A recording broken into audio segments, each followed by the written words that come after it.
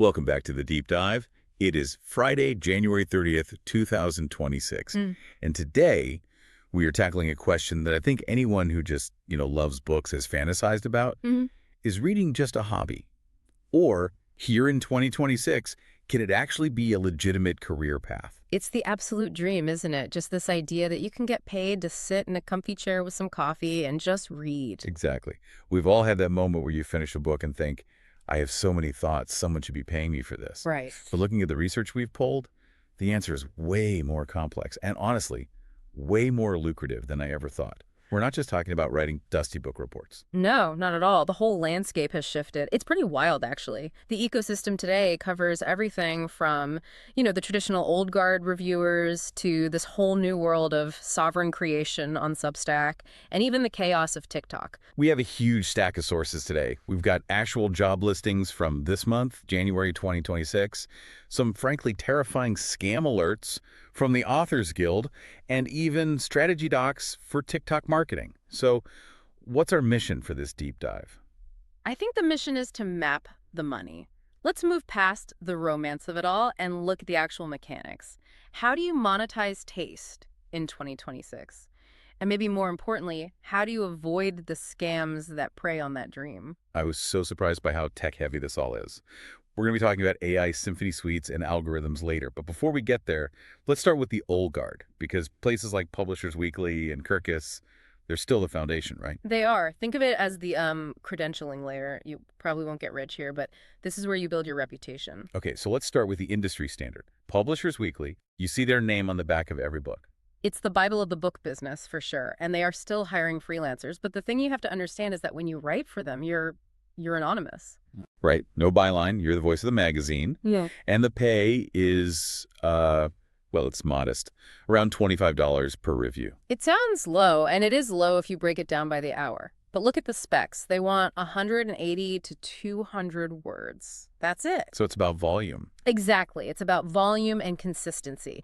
If you can churn out clear, authoritative copy that hits that word count, they will just keep feeding you books. It's steady work. Okay, then there's Kirkus Media. I've always thought of them as being a little sharper in their reviews. Brutally honest is the phrase they like. Yeah, a Kirkus review can make or break a book. And what's interesting now is their huge Kirkus indie section, which is just booming because of self-publishing. And the pay is better there. It is. It's $50 a review, sometimes up to $75. But the catch, it's the deadline. I saw that in the listings. It looked incredibly tight. 2 weeks. That's a hard line. From the moment you get the book, you have 2 weeks to read it, analyze it, and file 350 words. If you miss that, you're done. Wow. Okay, now for the one that made me laugh. Booklist. They call themselves the Haiku of book reviewing.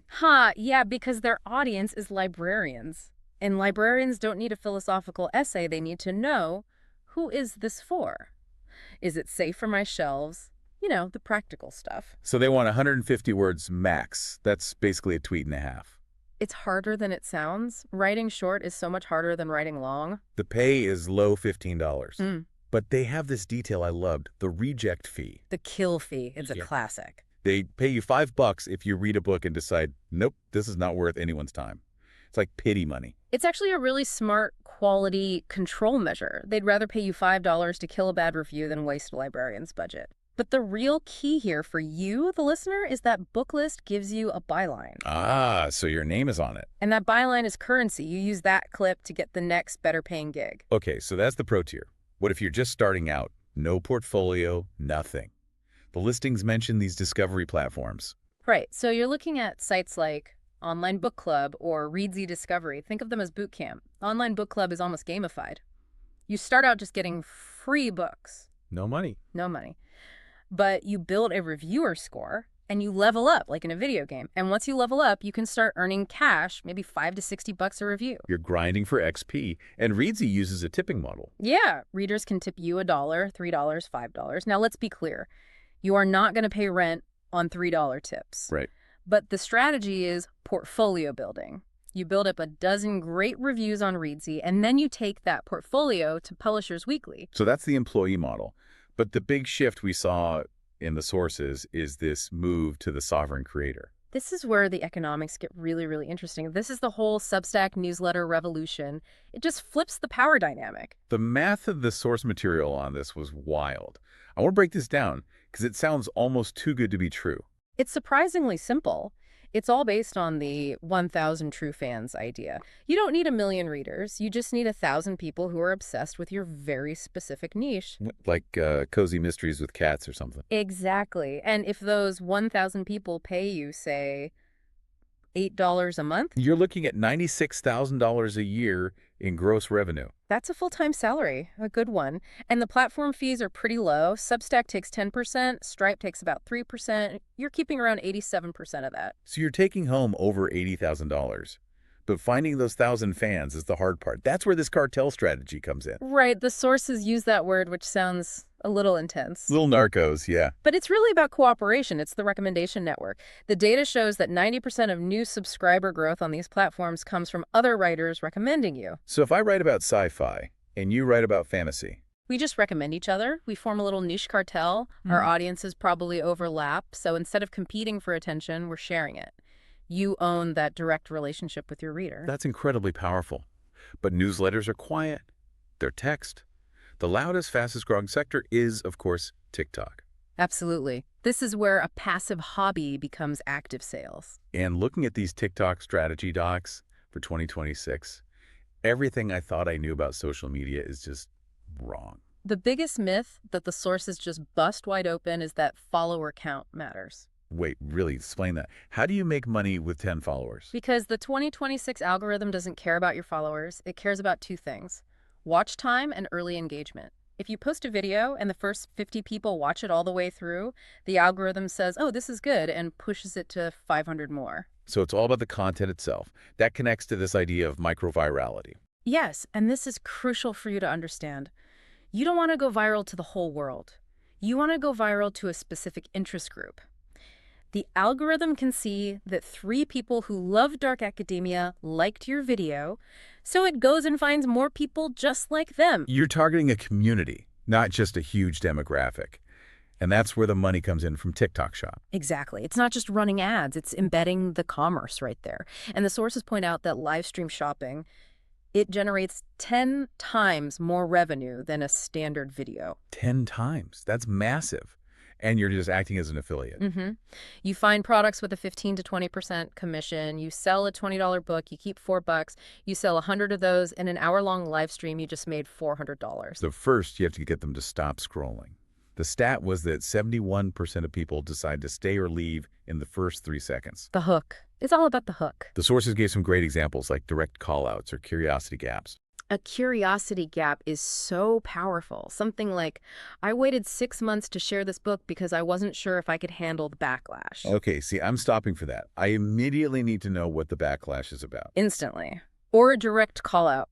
If you loved The Silent Patient, you have to stop scrolling right now. You are filtering your audience in a split second. Of course, we can't talk about 2026 tech without talking about AI. The sources mentioned something called Symphony. Right. This is TikTok's creative AI. It's basically 2 tools. You have the Symphony Assistant, which tells you what trends to talk about, and then you have the Symphony Creative Studio, which can literally turn a text prompt into a video for you. That feels a little dystopian. If AI can make the video and write this script, where does the human fit in? Well, that's the big question. But the sources argue for what they call the AI paradox. As AI floods everything with perfect, polished, automated summaries, human transparency becomes the premium product. People are drowning in generic content. They crave the messiness. They want to hear a real person say, this book made me cry at 3 a.m. That emotional reaction. Yes, that connection is what you're actually selling. AI can mimic it, but it can't feel it. That's a really important point. Okay, let's shift to the nuts and bolts. Because no matter what platform you're on, you're a freelancer. And there's this huge debate in the sources. Hourly versus flat fee. It's a classic freelancer trap. The writer, Art Spiegel, has a very, very strong opinion on this. He hates hourly rates. He despises them.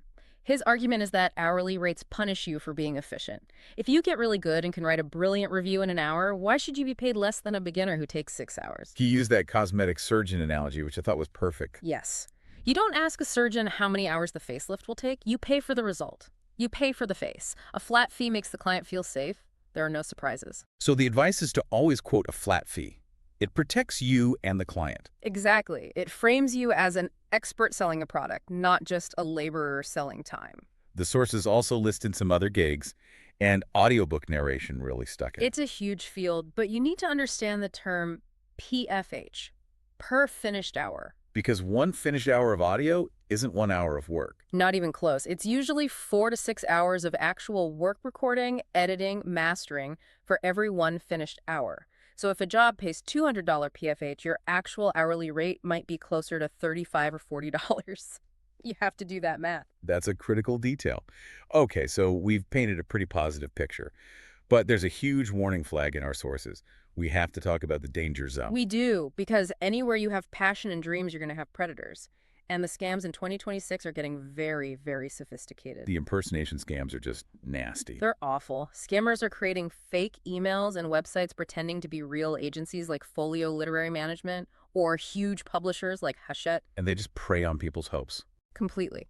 You get an email that looks official saying, "We loved your manuscript," but the red flags are there. Real agents almost never cold email you. And check the address. A professional from a major publisher is not emailing you from a generic Gmail account. And then there's the film deal scam. No, this one is bold. They'll claim to represent DreamWorks or TriStar. They'll name drop. Steven Spielberg wants to see your pitch deck. I mean, who wouldn't want to believe that? Your logic just flies out the window. Of course. But the grift is always the same. They ask you to pay for something. Oh, we just need a few $1,000s for pitch materials. And I'm guessing Spielberg never sees a thing. Spielberg doesn't know you exist. Once Yeah. you pay, they are gone. There are also some very 2026 specific threats involving AI, right? Yeah, this is really disturbing. Scammers are using AI to generate garbage books and then selling them on Amazon under the names of real famous authors. So they're basically hijacking an author's reputation. Exactly. And it damages your brand because readers think you actually wrote this nonsense. Then there are the fake DMCA notices. How does that work? You get a scary-looking legal notice from a fake law firm with an AI-generated website saying you violated copyright. They demand you click a link to resolve it. Which you should never do. Never. It's malware, or it's a shakedown for a settlement fee. So if you boil it all down, what's the one rule to stay safe? The rule is simple. Money flows to the author. If any agent, publisher, or manager asks you for money up front, it's a scam. Run. That is the golden rule. Okay, let's bring this all home. We've gone from the strict Haiku reviews of Booklist all the way to the algorithmic hustle of TikTok. It really feels like getting paid to read has professionalized. It absolutely has. It's a specialized field now that requires a real strategy. So what's the big takeaway for you, the listener, who's just looking at that stack of books on their nightstand? I think the big picture is this. In 2026, we're all drowning in content. The value isn't in the information anymore. The value is in the curation. The filter. Precisely. Whether you're a librarian writing for Booklist or a TikToker making a 15-second video, your job is to be a human filter. You connect the right reader to the right book in a sea of noise. And that connection is what people will pay for. It's really empowering. You don't need a gatekeeper's permission anymore. You just need taste. And that, for me, raises the final provocative thought. We talked about AI tools like Symphony. As those tools get better at generating perfect scripts, perfect videos, perfect reviews, Right. will the only thing left of value be your specific, messy human taste? Or will we eventually reach a point where we actually prefer the perfect, data-driven recommendation of the machine over the flawed opinion of a person? Ooh, that is definitely something to think about. Are you reading the book or is the algorithm reading you? A scary thought to end on. Thank you so much for reading into this deep dive with us. We'll see you next time.